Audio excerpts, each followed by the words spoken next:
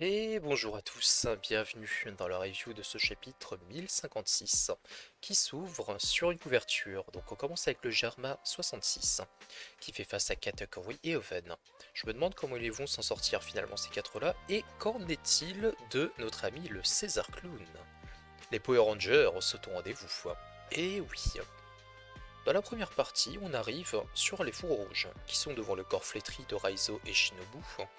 Détail intéressant est dans la continuité du combat contre l'amiral. Ce sont des mix et non Chopper qui soignent les blessés. Chopper n'est pas présent d'ailleurs dans la scène. On se souvient des paroles de Momonosuke qui voulait se débrouiller seul, sans Yamato et sans les Mugiwara, pour sauver Wano et protéger son pays, afin que Wano reste indépendant. Petit aparté sur l'histoire de Kinemon, 36 ans, qui kiffe la cougar Tsuru, 55 ans. On bascule ensuite sur le personnage de Carotte. J'ai l'impression que Dal a fait devenir reine pour ne pas qu'elle soit Mugiwara. Cela arrive un petit peu comme un cheveu dans la soupe.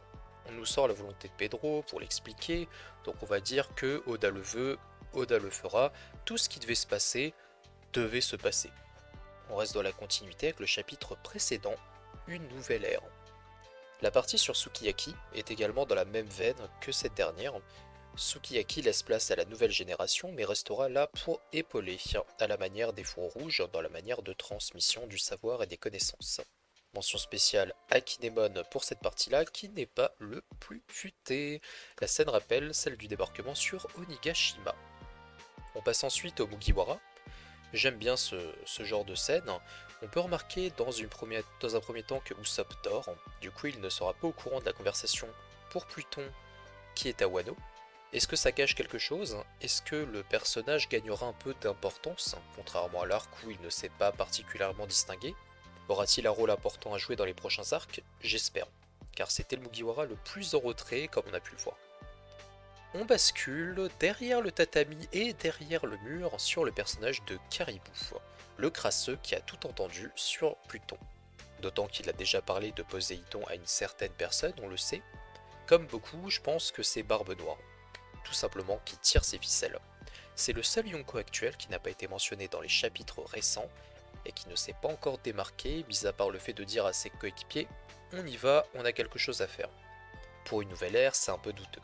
Il y a l'indice d'une ancienne page de couverture où on peut voir Caribou apporter une tarte qui est le dessert préféré de Barbe Noire, et ça peut nous donner un petit aiguillage sur la suite des événements. Donc, étant donné également que, on peut le remarquer, Barbe Noire a forcément un dixième commandant qui se cache, qui n'a jamais été dévoilé, est-ce que ce serait pas Caribou la fraude et l'espion au final? Ça va avoir quand même de grosses répercussions. Le fait que Caribou soit au courant d'autant de choses dans l'histoire, l'arc final risque d'être très prometteur et imprévisible pour les pauvres Mugiwara. On passe ensuite au foreshadowing du chapitre, Momonosuke à la recherche des Mugiwara. Il les cherche donc dans un ordre bien précis, on a pu le voir, donc il commence par Luffy et il finit par le personnage étrangement de Yamato. On apprend que seul Kinemon et Momonosuke, accompagnés de Yamato, n'ont pas pu dire au revoir aux Mugiwara. Je pense que l'auteur garde leur au revoir pour leur prochain chapitre. Et ça fait quand même 10 ans qu'il est trimballe depuis Punk Hazard de ces braves gens. La dernière partie du chapitre, qui donne d'ailleurs son nom à ce dernier, c'est l'alliance de Baggy, Crocodile et Mihawk, qui est créée pendant qu'une autre se défait au port de Tokage, Luffy, Kid et Law. On en apprend un peu plus sur ce qui s'est passé en dehors de la parenthèse Wano, et on a la confirmation que Kid avait volé une copie du Road Poneglyph de Big Mom, chose assez étonnante, on en reparlera ultérieurement. Donc, il manque à Kid celui de Zo, le Road Poneglyph, pendant que les Mugiwara en ont 3. Law en a potentiellement 2. Est-ce que Luffy lui a donné une copie de celui de Big Mom? Peut-être. Donc il en aurait potentiellement 3 également. Law partira au nord-est, chemin le plus court sur la carte, et Kid à l'est, les Mugiwara au sud-est, chemin le plus long visiblement. On n'a pas d'indication sur les îles concernées cependant. Enfin, Kid sort le terme et le Joker dans sa manche, le type à la brûlure. Si on en croit si on en croit beaucoup de choses, et si on essaye d'assembler les pièces du puzzle, le type à la brûlure connaît visiblement un gros indice sur le One Piece en lui-même. Il serait capable de déchiffrer du poneglyph. L'eau a l'air de s'y connaître, enfin de connaître cette personne. Enfin, on passe à Yamato pour le final. Elle dit vouloir une vie de liberté, donc vivre comme Oden Kozuki. Elle a fait son choix, elle veut partir. Je pense qu'elle hésitait encore dans son rôle de protection de Wano. Est-ce qu'elle devait rester aux côtés de Momonosuke qui est encore jeune, ou alors est-ce qu'elle devait accomplir son rêve de partir à la mer comme l'a fait donc son héritier, son ancêtre spirituel avant elle. Les paroles de Momonosuke lors du combat contre Mitroglou ont fait basculer son choix. Étant donné que Yamato n'a pas combattu, a laissé Momonosuke faire le travail avec les fourreaux rouges, on peut se dire que la place de Yamato n'est plus sur Wano à l'heure actuelle. Au prochain chapitre, on pourra avoir l'intronisation de Yamato en tant que Mugiwara, et les adieux de Kinemon et Momonosuke qui n'ont pas pu se faire dans ce chapitre. Je les vois bien arriver, donc Momonosuke en dragon, il peut transporter les deux personnes directement au port de Tokage avant le départ. Ça ira plus vite. Ou bien, peut-être est-ce qu'on aura un chapitre qui se basera du coup, un peu comme la rêverie, du coup qui transportera les lecteurs sur une autre partie de l'aventure, on ne sait pas encore. Concernant la grosse guilde, cette guilde donc fomentée par Baggy qui est devenu Yonko au passage, c'est un petit peu ambigu. On peut voir quelques informations, Mihawk qui a une cicatrice, qui est très remarquée par les fans d'ailleurs. Concernant la Cross Guild, concernant Mihawk, je n'ai qu'une seule réponse à apporter les amis.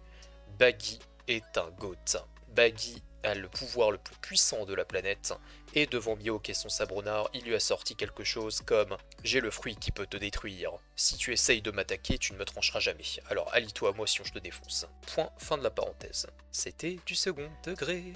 Pour moi c'est simple. Donc je vais revenir sur le personnage de Mihawk. Mihawk n'a pas ce qu'il faut pour moi pour tenir un équipage en place.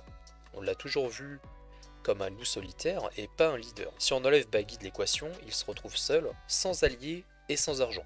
Ce que certaines personnes ont du mal à comprendre, et je vais l'expliquer maintenant, c'est que la force brute n'est pas le seul facteur important. La puissance aura toujours un rôle important dans One Piece, mais pas uniquement. Sans ses alliés, Luffy ne bat jamais Kaido, et encore moins son équipage.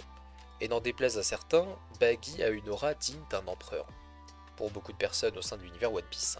Oda le tourne en ridicule pour le gag, comme un certain Usopp, dont on taira le nom dans cet arc, mais il fait partie des rares personnages capables de toute personne prête à se battre avec lui. Mihawk lui-même dit que c'est le pouvoir le plus dangereux sur ces mers. En plus de ça, il est du genre à faire des coups fourrés.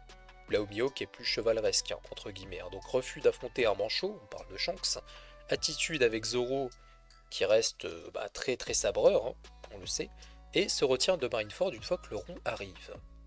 Cette histoire de prime sur les marines semble être son idée. C'est probablement un des actes les plus importants, et je dis bien les plus importants, on n'a jamais vu ça avant, en l'encontre du gouvernement mondial depuis le début du manga. Baggy, pour moi, est du coup plus dangereux que Mihawk sur le plan des actions entreprises, bien qu'il soit bien évidemment bien moins puissant que l'épéiste. A partir de là, on peut dire que Baggy a une plus grosse aura, plus dangereux que Mihawk.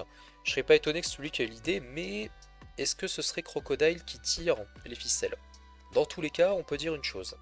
Baggy aurait vraisemblablement trouvé le trésor du capitaine Jones, qui était un ancien membre de l'équipage de Xebec, Xebec le Ténébreux, et du coup aurait eu assez d'argent, d'où son surnom des 1000 pièces, pour justement mettre des primes sur la marine très facilement.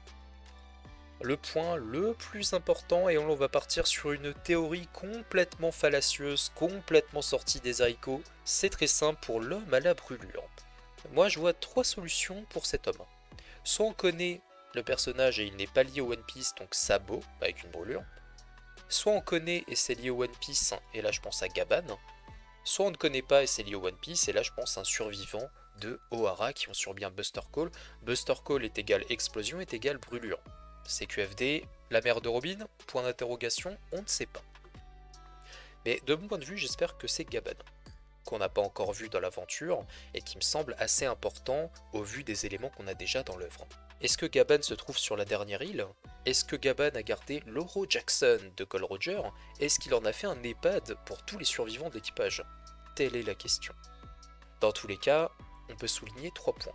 Crocus est au cap des Gémeaux début de Grand Line, Riley est à Chabondi, au milieu de Grand Line, et Gaban serait avant la fin de cette aventure, sur peut-être Roadstar, à la fin juste avant Loftel. Du coup je le verrais bien donc avoir l'Oro Jackson en sa possession, ce sera un peu le gardien du trésor de Goldie Roger, et peut-être qu'il sera accompagné justement par quelques quelques partisans de Roger, les survivants d'un héritage. Bah écoutez les potes, j'espère que ça vous a plu. N'hésitez pas à lâcher un petit like, commentaire, tout ça, etc. Vous connaissez la rengaine, je vous la fais plus. Et je vous dis à la prochaine pour de prochaines vidéos sur ma chaîne. Salut tout le monde.